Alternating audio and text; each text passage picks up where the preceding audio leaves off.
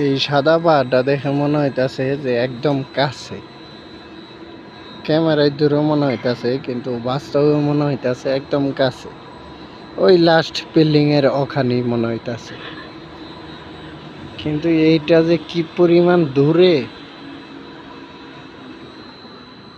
আজকের আকাশটা পরিষ্কার, এই কারণে মনে হইতাছে একদম কাছে এই সাদা পাহাড়টা। ওইটা পুরোটাই বরফ, অনেক দূরে।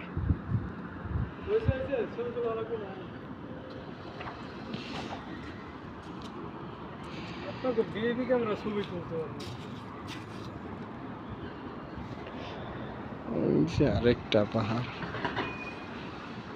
মূর্তির ওইখানে।